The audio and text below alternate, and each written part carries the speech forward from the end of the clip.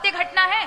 साहब जी ढोलकिया नाम है उनका, बहुत बड़े उद्योगपति है। वो अपने एम्प्लॉय को महाराज वो हर दिवाली पर गाड़ियां इत्यादि सब भेंट करते हैं, बड़ा नाम है उनका। उनका इकलौता बेटा था, विदेश से पढ़ करके आया। देखो तब किसे कहते हैं बच्चों को कैसी शिक्षा देनी चाहिए। जब वो बच्चा एमबीए करके आया और जब लौटकर घर आया तो पिता ने कहा देखो डिग्री मुझे दो और तुम्हारा जो वोटर आईडी कार्ड है ये भी मुझे दो। तुम कौन हो क्या हो ये किसी को नहीं बताना है, क्या तुमने पढ़ा है क्या नहीं पढ़ा है ये भी नहीं बताना है, ये सारी चीजें मुझे दो और मैं तुम्हारा टिकट करा रहा हूँ दक्षिण भारत में। जाओ 2 महीना पैसा कमा के लेकर आओ, बिना मेरा नाम बताए, बिना अपनी पहचान बताए, बिना डिग्री के। आपको विश्वास नहीं होगा, इकलौता बेटा था और उसको भेज दिया।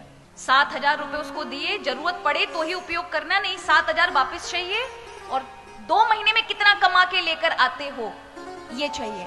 बालक भी आज्ञाकारी था महाराज, गया दक्षिण भारत, गुजराती बालक गुजराती जानता है और पहुंच गया हमारा दक्षिण भारत, जहां हमारा तेलुगु तमिल चलती है ना, अपनी भाषा, इंग्लिश में बात करनी नहीं है।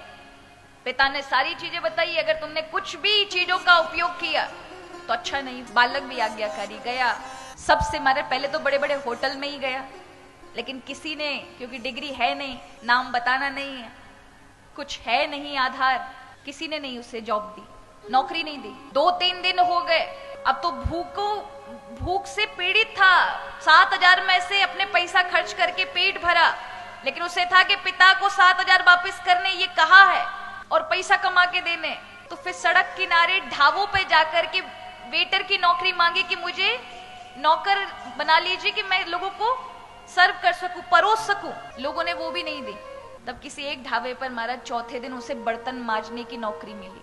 8x8 के कमरे में 8-8 लोगों के साथ उसे सोना पड़ा।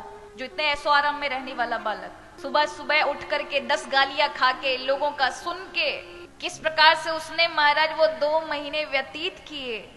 एकदम काला पड़ गया, क्योंकि नहाया भी नहीं कई दिनों से और काम में ही लोग लगाए रहते थे, उल्टा सीधा सुनाते, और इस तरह से 6,000 रुपए उसको प्राप्त हुए।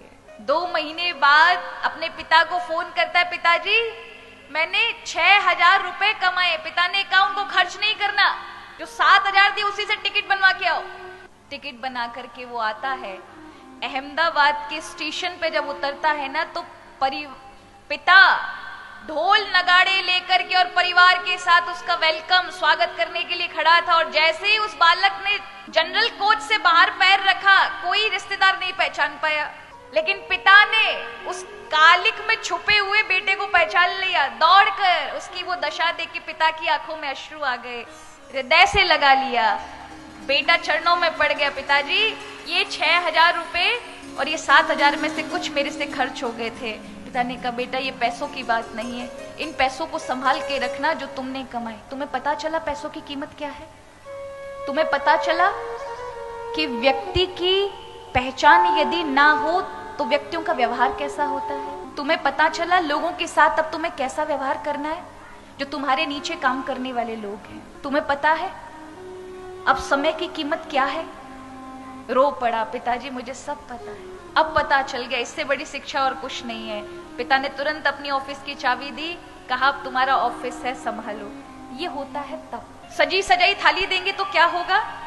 वो समझ नहीं पाएंगे। देनी चाहिए, बच्चों के लिए कमा रहे हैं, लेकिन पहले उन्हें तब करके उन्हें खड़ा तो करें, इस लायक तो बनाए कि वो किसी पे निर्भर ना बने, इस लायक तो बना के जाएं कि अपने निर्णय वो खुद ले सके।